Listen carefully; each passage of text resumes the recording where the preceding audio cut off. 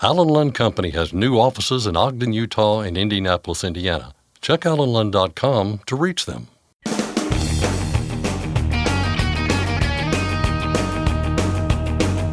OOIDA, representing America's truckers since 1973, presents Landline Now with your host, Mark Reddick. The OOIDA Foundation is hosting its Truck to Success seminar this fall. We've been giving you quick previews of the event, and today we discuss buying a truck with Greg Frary of Truck Tractor Trailer. What happens if your state revokes your CDL, and why would they do that?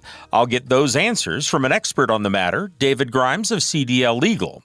And finally, the U.S. House is slowly making progress on annual spending bills, which touch on important issues such as speed limiters, automatic emergency braking, and more. But the Senate version is very different. I'll talk with Bryce Mungen of OOIDA's Washington, D.C. office. But first, the news with Scott Thompson. Thanks, Mark. Our top story today. More than a dozen trucking industry stakeholders, led by the Owner-Operator Independent Drivers Association, are urging the House of Representatives to move forward with the Truck Parking Safety Improvement Act. The coalition letter comes down to one request for House Speaker Mike Johnson and Minority Leader Hakeem Jeffries: bring the bipartisan bill up for a vote. H.R. 2367, the Truck Parking Safety Improvement Act, would provide $755 million over 3 years for projects that expand truck parking capacity nationwide. In the letter, the coalition of mostly trucking associations informs House leaders that truck parking is a safety issue that affects all motorists, not just truck drivers, since truckers often have to choose between parking in an unsafe location or continuing to drive while fatigued or out of the federally mandated hours of service. Highlighting safety concerns, the coalition references a high-profile crash involving a Greyhound bus and 3 trucks parked on the shoulder of an Interstate 70 exit ramp in Illinois. The crash killed 3 people and injured 14 others. The letter also assures House leadership that the Truck Parking Safety Improvement Act does not contribute to increased spending. Rather, the bill allocates money that is already available, allowing Congress to use its power of the purse through the annual appropriations process. The Truck Parking Safety Improvement Act has been in limbo for more than a year now. It currently has 49 co-sponsors, including 25 Republicans and 24 Democrats. If your House rep isn't one of them, reach out by going to fightingfortruckers.com. Meanwhile, truck parking was on the Secretary of Transportation's mind last week during an interview with Industry Dive. Secretary Pete Buttigieg called for more investments in truck parking, not for convenience, but for safety. Without a specific fund dedicated to truck parking, Secretary Buttigieg said the DOT has encouraged states like South Dakota, Wyoming, Florida, and Tennessee to use discretionary funding to tackle the problem. That's where the Truck Parking Safety Improvement Act would come in. Meanwhile, the Secretary also told Industry Dive that there's a retention problem in trucking. Addressing that issue, he said, would bring stability to the industry. But to do that, there needs to be more support for drivers. Secretary Buttigieg called for more competitive pay structures that, as he put it, don't leave them holding the bag when there are delays or disruptions that aren't their fault. The price of a gallon of diesel is on the slide for a third straight week. The Energy Information Administration reports that last week's average dipped a little more than a cent to $3.76 a gallon. The 3-week streak follows 4 consecutive weeks of increases. 9 of 10 regions saw prices go down last week, led by California, where the average was down more than 4 cents. The only outlier, the Gulf Coast region, where diesel was up 0.7 of a cent. More of the same on the ProMiles.com survey this week. The Tuesday morning average came in at $3.71 a gallon, down more than 3 cents compared to the same day last week. You've only got a couple more days to comment on FMCSA's efforts to stamp out predatory towing practices in the industry. The agency held a public meeting last month dedicated to the lack of transparency in towing fees, leaving the comment section, as it were, open until August 1st for those who want to share their stories. Transportation Secretary Buttigieg spoke, noting that predatory towing has safety implications that do fall under FMCSA's purview.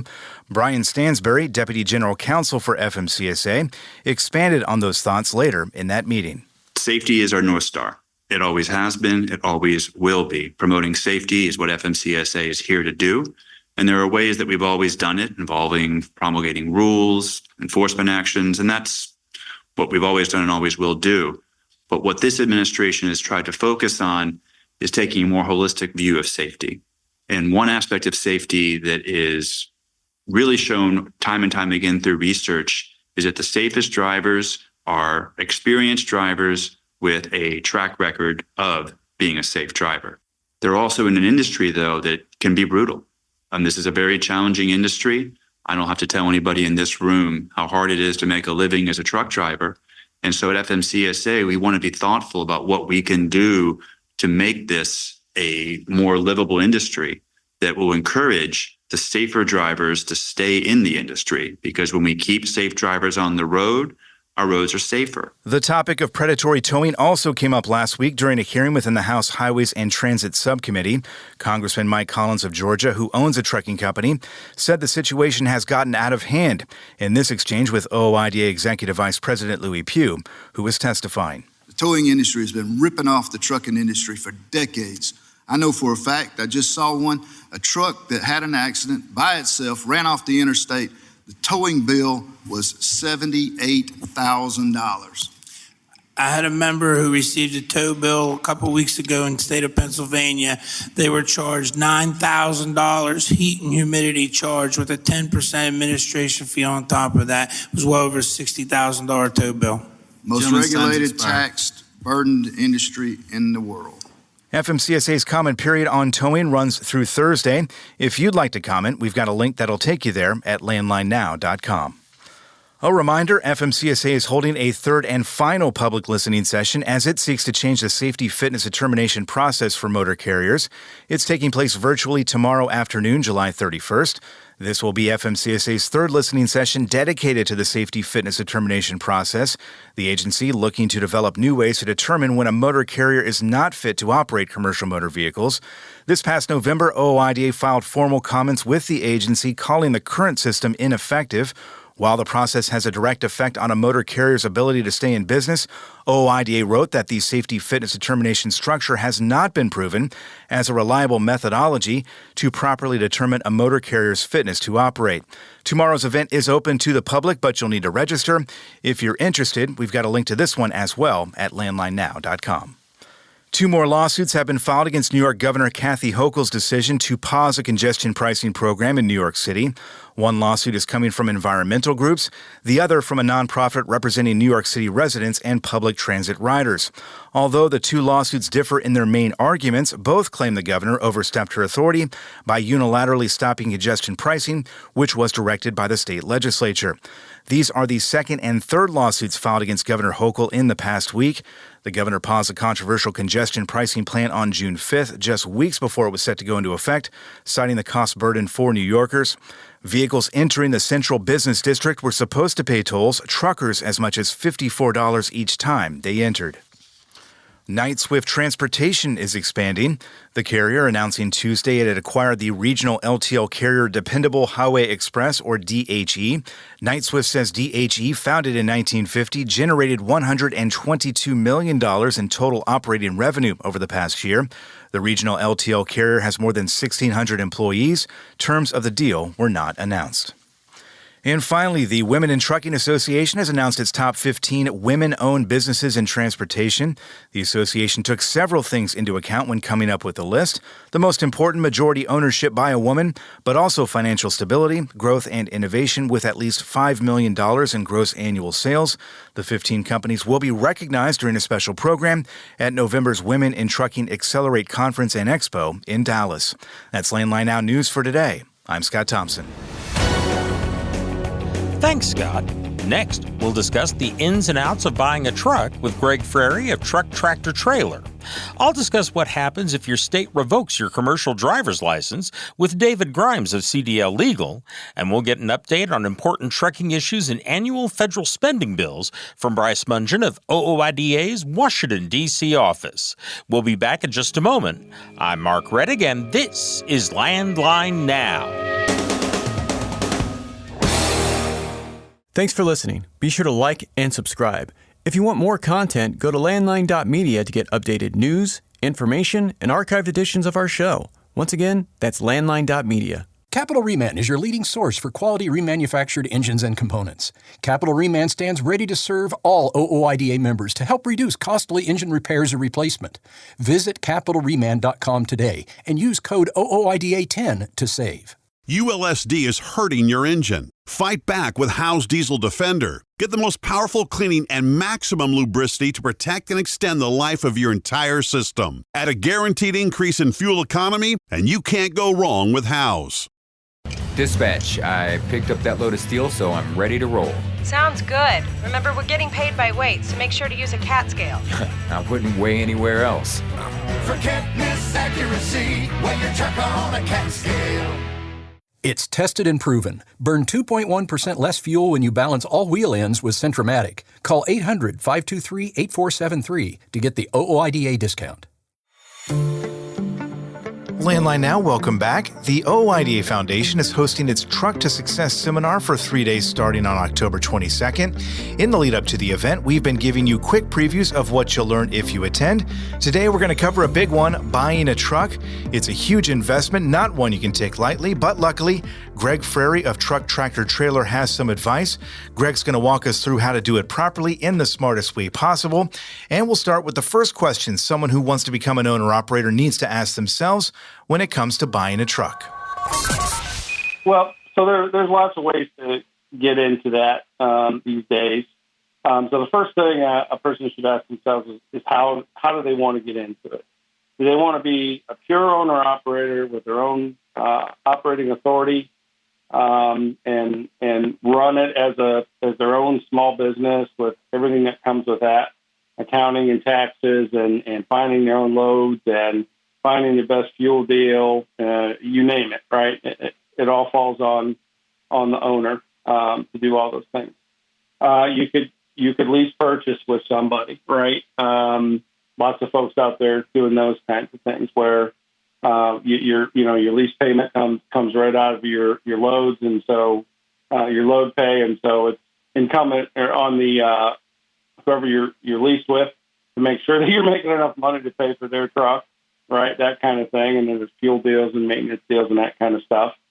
And then you can own your own truck outright, or be otherwise paying somebody else for it monthly, and just lease on with somebody and use their DOT authority.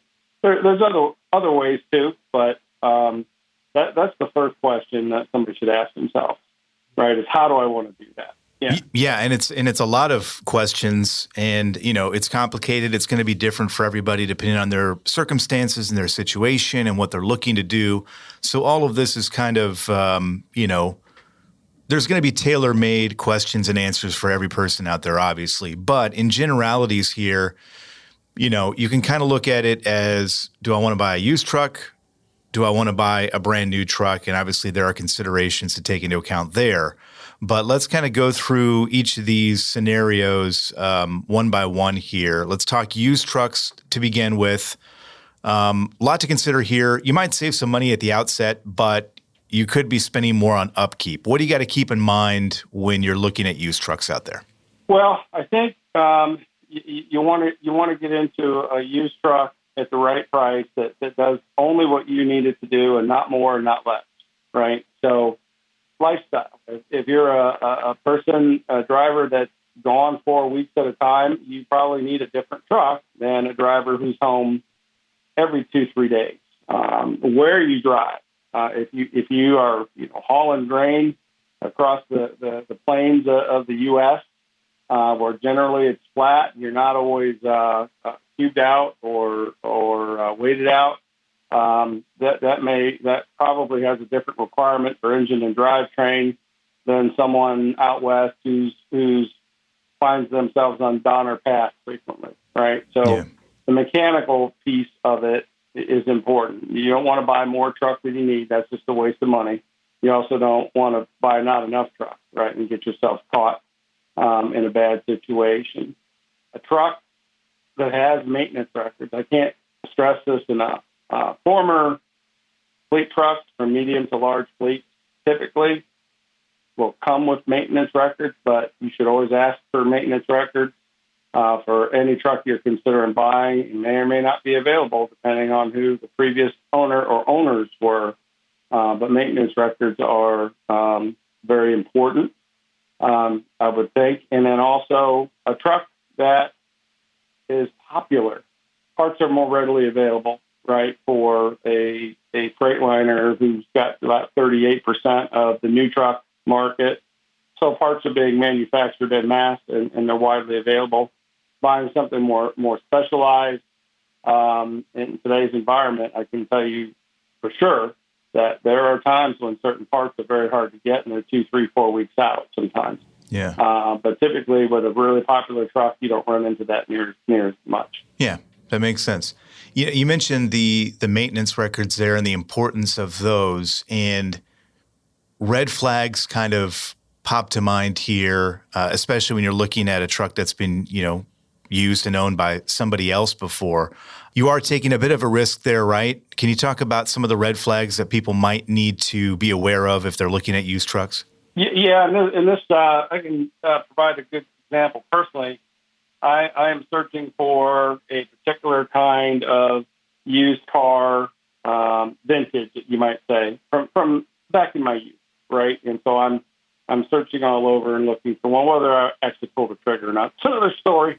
But you find so many of these cars where people have modified them, right? And they've put their own personal touches on them, and they've changed engines or changed transmissions, and they have made it so that it matches them. And it's so hard to judge what the quality of work would have been on that, right? So you want a truck that's as close to OEM spec as absolutely possible. You want to avoid a truck that has been it was ordered for a specific purpose, a purpose-built truck, but it's not your purpose, right? And then next one would be shade tree modifications, like eliminating the diesel exhaust system. And then again, red flag for me would always be no maintenance records, regardless of the mileage on the truck. And then stuff with rebuilt drivetrain, in-frame overhauls, those kinds of things, without supporting documentation. Those are the big ones, yeah. And just to put a bow on the used truck aspect of all of this, all the things you mentioned there makes it all that much more important for a third-party inspector to come and look at the truck, right? Absolutely. It's imperative, really. The buyer must always choose the provider. That's the important thing there, right? You want to make sure that the inspection company doesn't have any skin in the game. You want to make sure that the entity that you select specializes in doing third-party inspections. And it doesn't win or lose either way. They're going to pay a flat fee to perform their inspection and get an honest report back to the buyer. And it can't be just a DOT. It has to include engine performance diagnostics that include a metered blow-by test. It also has to include a test drive at highway speeds. And very difficult, but ultimately, if you could have everything you wanted, you would have a test drive at highway speeds under load, right? That's a tough one to make happen. I get that. But in a perfect world, that's what you'd want to do, right? If you've got some U-joints going bad or drivetrain period, something's going bad, it probably may not do it sitting on a lot at idle, but running down the road is where you typically hear those kinds of things and say, hey, what is that? Let me check that out. So, yeah. And then there's VIN decoding or companies out there that can use your VIN. It's not as good as Carfax, not as accurate, but still decent enough where a customer or a potential buyer should spend the money to get their VIN decoded and get any information back, as much information back as possible about the previous life of the truck, been an accident, those kinds of things. Yeah, and the more information you have, the better, obviously. We're talking about people just starting out. Profit margins are low enough as it is. And if you get yourself a lemon and you're spending a ton of money on upkeep and maintenance and fixing this and fixing that, it can really make things a lot tougher for you when you're starting out. Let's talk about the different scenario here with a new truck. For those that can't afford it, want to go for it, what are the pros and cons of that one? Well, obviously, you're going to get the most modern technology, right? You're going to get no previous owner. So You're going to save the money on the third-party inspection and the VIN decoding and all of those things. You're going to save on all the worries about what the truck has been through in its previous life. More cash outlay up front because you're probably going to be putting in a substantial down payment. And then, of course, your payments over time are going to be much larger. So the debt covenant there is more burdensome. You should have the same preventative maintenance expense because you're still going to do oil changes and whatnot on a regular schedule. Used truck, new truck, you're still going to do those. I would say that with a new truck, a lot of times they're going to have extended drain periods on them. So, manufacturer's going to recommend 50,000, 60,000, 75,000 mile oil changes on a new truck where you're doing your used truck, maybe as often as every 10. There are lots of folks out there still that are operating trucks that are still on that 10, right? Right. So, but you're going to get better fuel mileage on average in a state-of-the-art new vehicle. And, of course, you're going to get a warranty. Unlike automotive warranties, when you go buy a car, 3 years, 30,000 miles, and it covers, bumper to bumper. When you go buy a truck, you can customize your warranty for the engine, the transmission, the cab and chassis.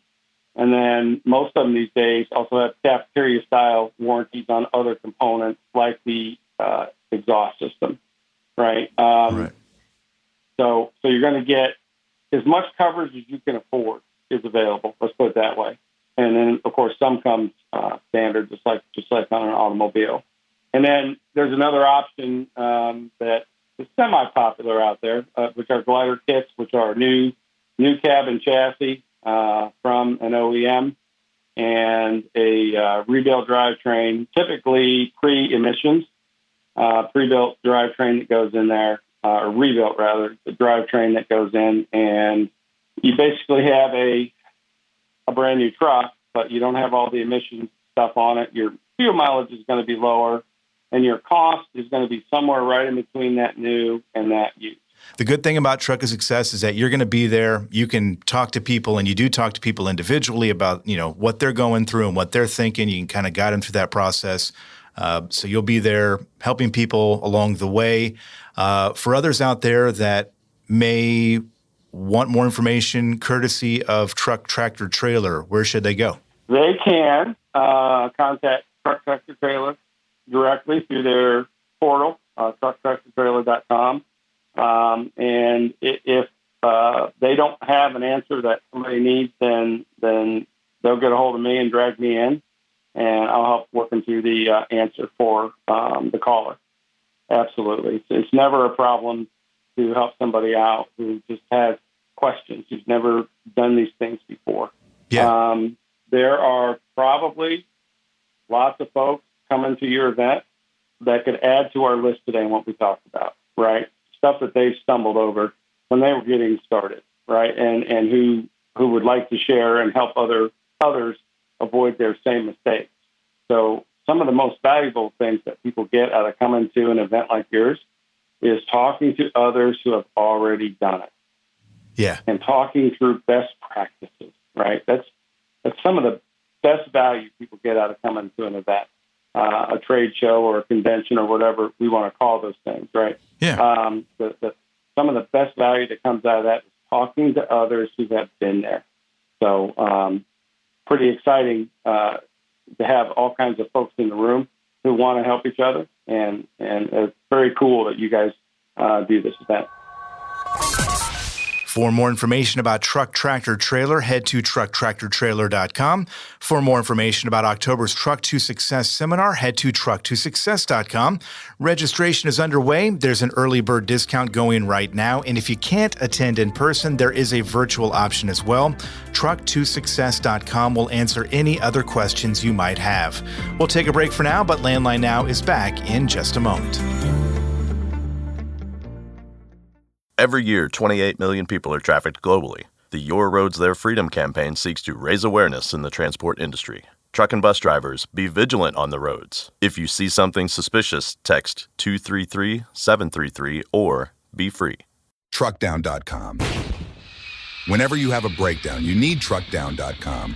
24/7 access to 40,000 verified heavy-duty repair vendors nationwide. Less weight, more freight. Truckdown.com. Firestone tires are for more of everything, with more durability for more miles and more confidence in your fleet. Firestone's tested tires help fleets save with value where it matters most. Learn more at bridgestonenationalfleet.com/4moremiles. Landline now. Welcome back. What happens if your state revokes your CDL, and why would they do that? If it happens, it's an immediate crisis for anyone who drives a truck for a living. You cannot make money and support your family unless the truck is rolling, so those questions are ones that need an answer. David Grimes and his colleagues at CDL Legal have seen the situation play out before. I spoke with him recently about a particular case in which that very problem happened and about other scenarios in which your CDL could be revoked and what to do if it happens. You had a situation you ran into recently that made you think of this issue. Tell us what happened. So we had a driver come to us after the worst had already happened. He had gotten a couple of tickets within a couple of years and thought that they wouldn't affect him because they were so far apart. They were in different states. However, when he just paid those tickets and let them climb onto his driving record, he discovered that the state DOT, who had been monitoring the status of his record, was flagging him for these violations specifically in relationship to his CDL certification. So although his regular license seemed fine, he hadn't gotten enough points on his license record to warrant any kind of suspension or disciplinary action. His CDL was not. So he discovered, again, in the worst possible way, that he basically didn't have a CDL for a period of 60 days. He discovered this while on the road, while hauling a load. He pulled into a weigh station for a regular inspection. The DOT officer ran his license, as you normally would, and it popped up in the system as a revoked CDL. So he had to hitch a ride back to his home state, go through a bunch of hoops with his DMV, and eventually had to sit for 60 days while that revocation went through. That was the period of time that had been preset. And then after that, he was able to get that back after paying a short fee and get back on the road. So it was a huge ordeal that he went through, and it was all caused by a couple of factors. One was that he hadn't been paying very close attention to how these tickets might affect him over time, which is understandable. They were individual tickets that were gotten years apart, but he was also, this is the other part, was not aware of how those tickets would be affecting his CDL certification, not just his regular license. Well, you mentioned that he wasn't kind of paying attention to what was happening with this and how these things had built up into a revocation. What are the places you would go on a regular basis to check to see if you are approaching this type of problem? That's a really good question. And it's not out front of any sort of thing that you would normally see as a driver. So like I said, I don't blame this guy at all. Totally understandable that he would get blindsided by this. The place that you would go is you'd have to go approach your DMV in your home state where you have your license, and either whether searching online or talking to someone in a DMV office, get their printed list of violations that specifically affect CDL drivers and their policies on how they manage those violations. So in this instance, with the state of Wisconsin, the driver had 2 violations that qualified him for, or that were marked by the state of Wisconsin as serious or high profile or something like that, DOT violations for a CDL driver.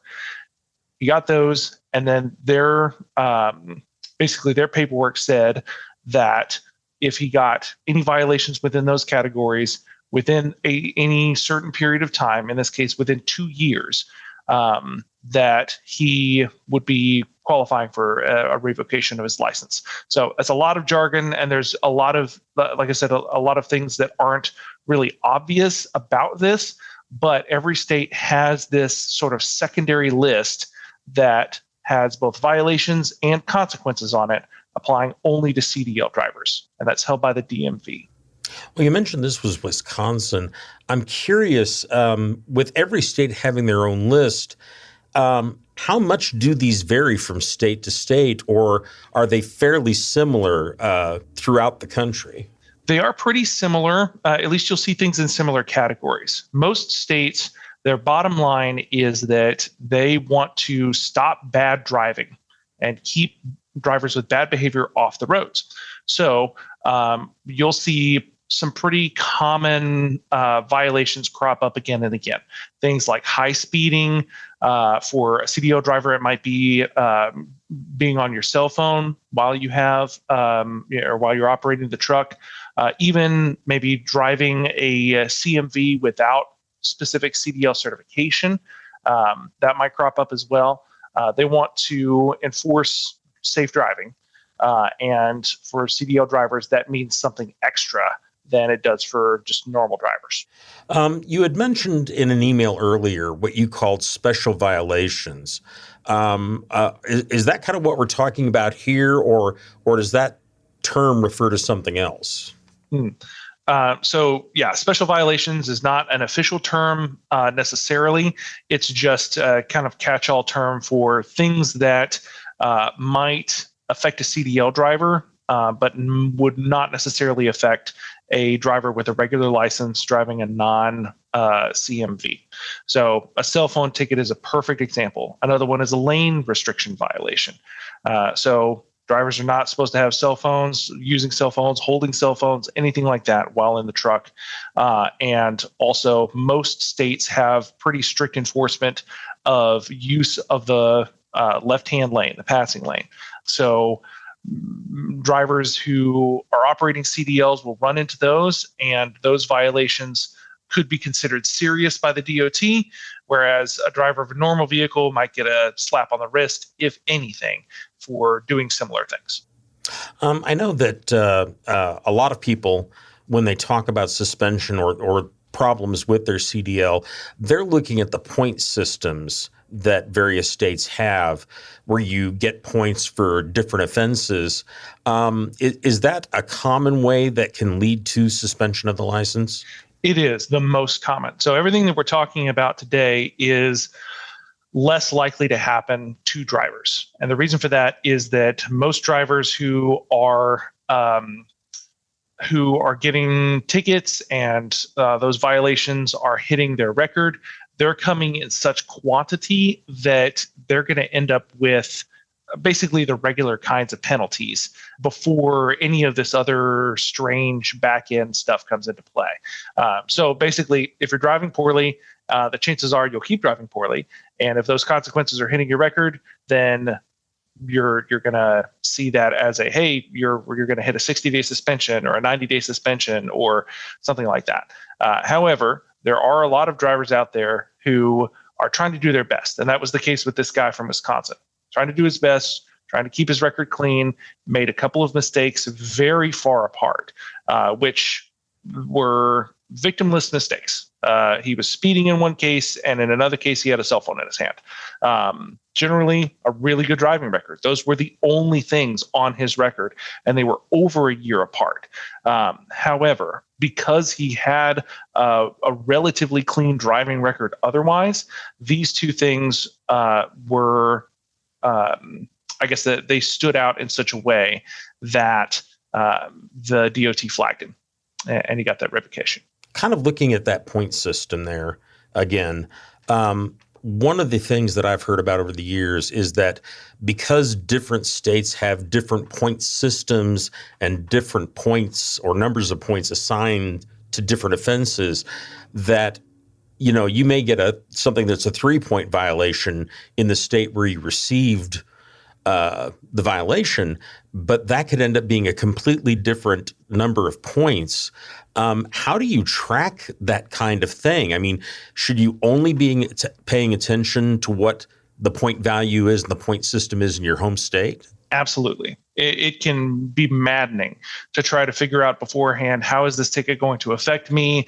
If I get it in another state, if I pay it, will they report it? How will they report it? Really, you should, if at all possible, refer to the experts on that. And by the experts, I mean people who work traffic law in both states. So you could ask someone in the state where you got the ticket, hey, you're an attorney here. How do you think this will affect me in this court? And you could ask an attorney in your home state, hey, if this went onto my record, how do you think it would affect me? So you're kind of getting both sets of information in order to make the best decision for what to do with your ticket. Because you may find that, for instance, in Georgia, if you were to get a speeding ticket there, but your license is in Florida, well, Florida is going to hit you for several points for a speeding violation, no matter what. If it's reported over to them, you're not going to like it. However, Georgia may not report a speeding violation that's under a certain speed, under 5 or 10 miles an hour. I can't remember exactly what it is right now. So you may have that speeding violation in Georgia, and the attorney there may say, hey, it's not going to report out of state. The attorney in Florida may say, hey, if this reports to your license, you're in trouble. But that Georgia guy is giving you information, letting you know you don't have to worry about it. I'm curious, you mentioned that kind of case where, like, you get the ticket in Georgia, you're from Florida. I've heard people say, and I don't know if this is correct, and this is why I'm asking, that if you get enough points in a state other than the one where you're based, that other state could potentially suspend your license. Is that a real problem? That's a really good question. I don't believe that's true. The experience that I have had where a request for suspension comes from a different state is almost always tied to something that was left undone in a court, or unfinished in a court, I should say. So if you forget about a ticket, if you leave it unpaid, if you don't fulfill all your requirements to the court, then the court can request a suspension that goes up through their DMV system over to your home state's DMV, and then your home state will let you know, hey, there's something going on in this other state. We will suspend your license if you don't deal with it. We just got a little bit of time left, but I did want to ask this last question here. Once you have your license suspended, what is your next step? What should you be doing right away to try and get things back on track? Absolutely. That's a great question. So first, you've got to find the source of the problem. We've already talked about a couple of different things that could happen to you, but reading through any information that you've gotten to let you know that you're suspended, talking with the officer. If the officer was the one who let you know, he might have his database pulled up and can give you some information, or going straight to your DMV. Ultimately, your DMV is the one who puts a suspension in place, and so they have the best information about how to get that cleared away. And then from there, you can go in whatever direction that you need to in order to get that off. But the faster you can act, the faster you might be able to get your license back. Some suspensions are for a set period of time. Some suspensions are indefinite until you fix the problem. So the sooner you can act with good information, the sooner you can get back on the road. I've been talking with David Grimes of CDL Legal, a legal services provider for the trucking industry, about what happens when states revoke a trucker's CDL, why it often happens, and what you can do if it happens to you. You can learn more by calling CDL Legal at 913-738-4836 or by going to their website, cdllegal.com. We'll be back in just a moment with more news and information. Please stay with us through a short commercial break. I'm Mark Reddick, and this is Landline Now. Today's rising costs affect everyone. Replace your harmonic damper with a genuine ViberTech TVD viscous damper to prevent costly repairs and downtime. Keep your money in your pocket and your truck on the road with ViberTech TVD. Recommended replacement at 500,000 miles or 15,000 hours. Ready to make more money? Use a better load board. For a limited time, get 50% off Truck Stop Load Board Pro. Just go to truckstop.com/go and enter promo code READY2024 when you purchase Loadboard Pro. Are you tired of the IRS following you around like a dark cloud? Call 888-557-4020 and get your life back. Since you started, what you've loved about trucking is the freedom. Heading out on your favorite route, a good driving song, and thinking about truck insurance. Well, maybe not that last one. That's why we're here. At OOIDA, we have a full range of truck insurance products, expert advice, and great customer service, helping you get the right coverage for your operation. Go to OOIDA.com because your job is to drive. Our job is to help with everything else. Landline Now. Welcome back. Congress is slowly making progress on annual spending bills, and those bills touch on some important topics in the trucking industry. We've talked quite a bit about the House version of the spending bill, but there is a Senate version as well, and it is very different. Here to discuss what's happening there and to update us on the whole process is Bryce Mungen of OOIDA's Washington, D.C. office. Bryce, how are you doing? Mark, I'm good. How about yourself? Well, very good. Thank you. Let's kind of start with this Senate bill here. And since this is actually a spending bill, why don't we start with the actual money? How much are we talking here, especially for highways? Yep. So overall, the spending bill has $110 billion for the Department of Transportation. And obviously that includes more than just highways. You know, you're talking about air, rail, everything like that. But of that $110 billion, about $63 billion is for federal aid highway programs. So, you know, that's roads, bridges, and all those improvements that we're most interested and concerned with. Now, the key question here that we've been talking about a lot are all these issues that were in the House bill.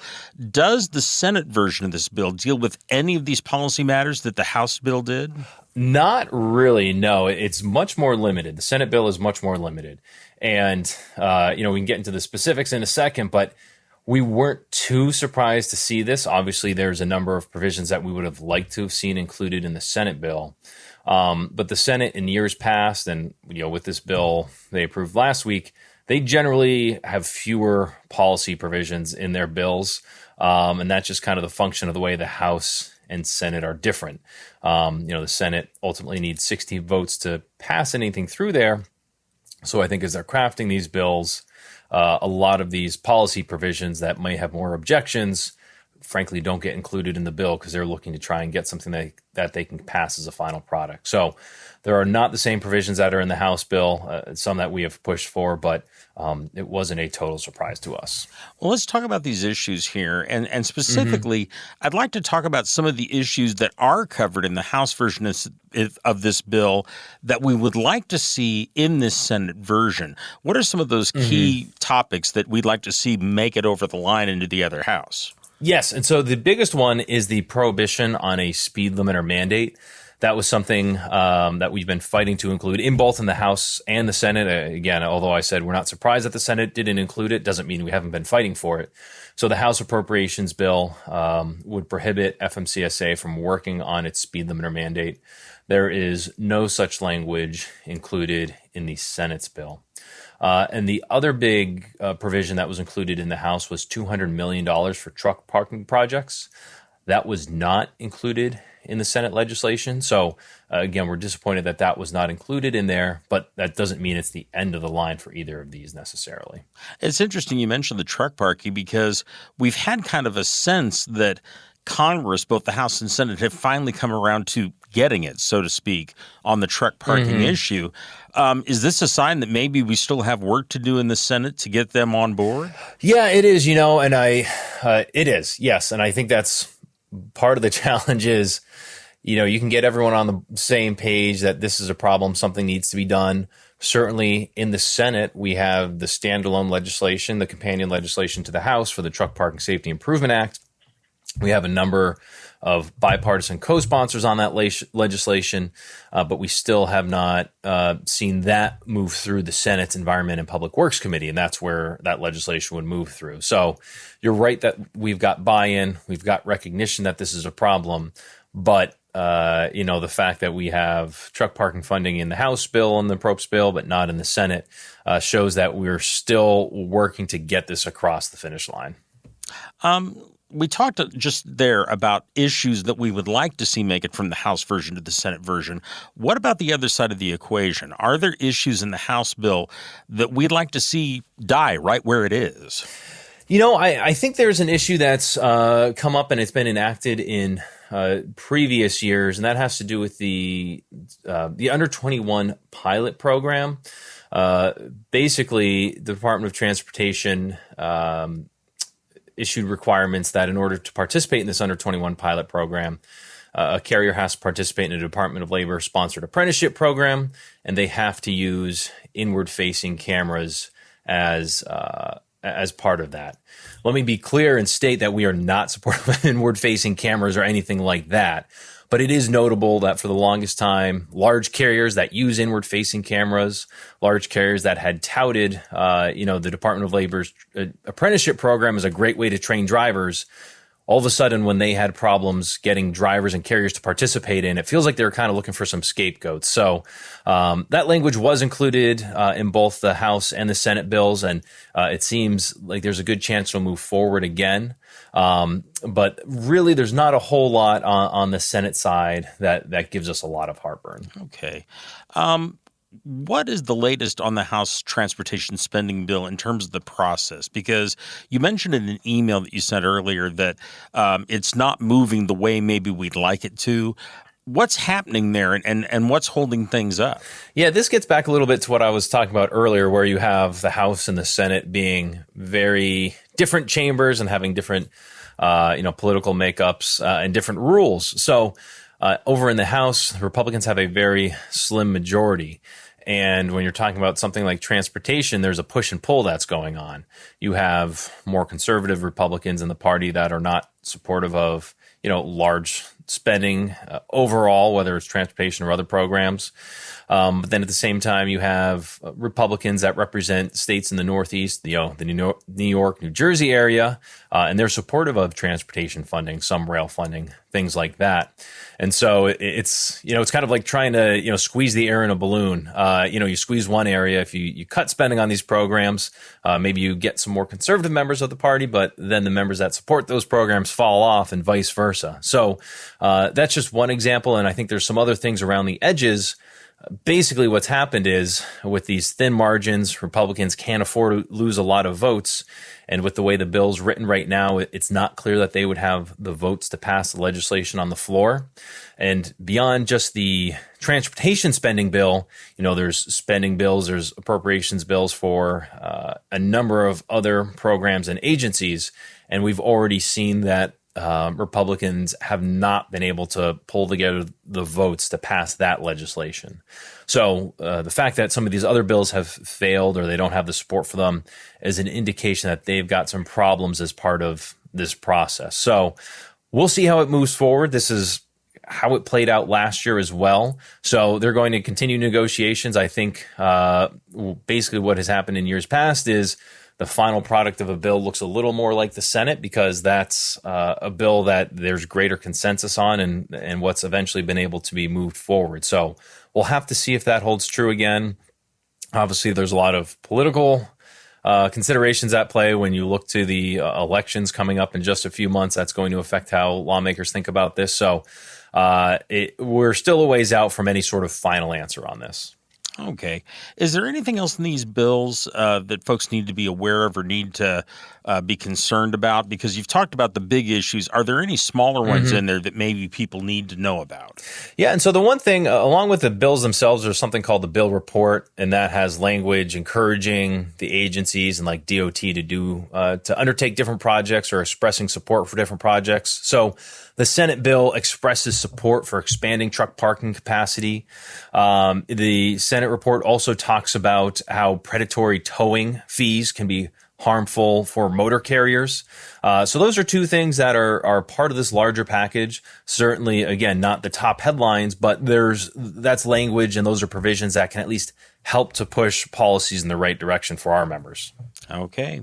Well, Bryce, we're out of time, but thank you very much for the information. Yes, thank you. I've been talking with Bryce Mungen of OOIDA's Washington, D.C. office. And folks, as always, we encourage you to call your members of the House and Senate and talk to them about these important issues that are contained in these bills. The number to dial is the U.S. Capitol Switchboard at 202-224-3121. That's our show. I'm Mark Reddick, and this is Landline Now.